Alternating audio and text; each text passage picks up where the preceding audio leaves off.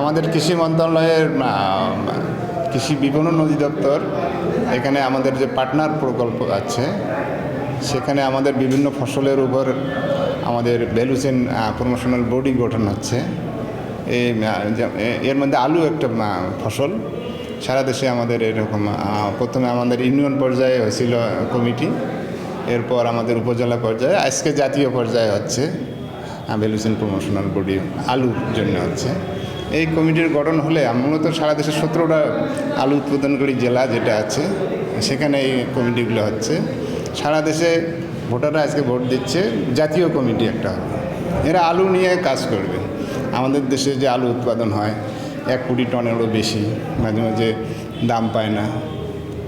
আমাদের রপ্তানিতে সমস্যা আছে, আমাদের ইন্ডাস্ট্রিয়াল ভ্যারাইটি যেখানে আছে, প্রসেসিং ভ্যারাইটি, এগুলো কিছু সমস্যা আছে আমাদের। আর কৃষকরা ন্যায্য দাম মাঝে মাঝে পায় না।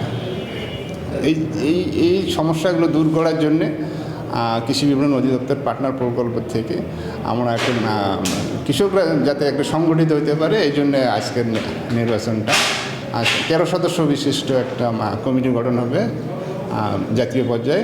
তারা এই কাজগুলো করবে আর কি। তো খুব সুন্দরভাবে নির্বাচন হচ্ছে রংপুর বিভাগে, অন্য অন্য বিভাগেও নির্বাচন চলছে। ভোটার আমাদের যে মার্কেট অ্যাক্টর বিজনেস স্কুল ছিল আমাদের ইউনিয়ন পর্যায়ে, সেখান থেকে ভোটাররা চলে আসছে। আর এই উপজেলা কমিটি হয়েছিল, সেখান থেকে বিভিন্নভাবে ভোটাররা আসছে। আমাদের আজকে রংপুর জেলায় 80 জনের মতো ভোটার ভোট দিচ্ছে। সরাসরি কৃষক কিনা? হ্যাঁ, সরাসরি কৃষক, তবে বিভিন্ন স্টক হোল্ডার এখানে কাজ করে। এখানে পরিবহনের লোক আছে, প্রসেসিংয়ের লোক আছে, তারপরে আমাদের ব্যাংক আছে, এনজিও কর্মী আছে, হটেক্স ফাউন্ডেশন আছে। এগুলো সব মিলিয়ে কমিটিগুলো ছিল, সেখান থেকেই আমাদের আজকে প্রতিনিধিত্ব করতেছে, তারাই নির্বাচিত হবে। হ্যাঁ, উদ্দেশ্য তো আজ আমি বললাম যে আমাদের কৃষকরা যাতে কিছু পণ্যের ন্যায্য মূল্য নিশ্চিত করতে পারে, সাপ্লাই চেনটা ঠিক রাখতে পারে, ভ্যালু অ্যাডেড করতে পারে।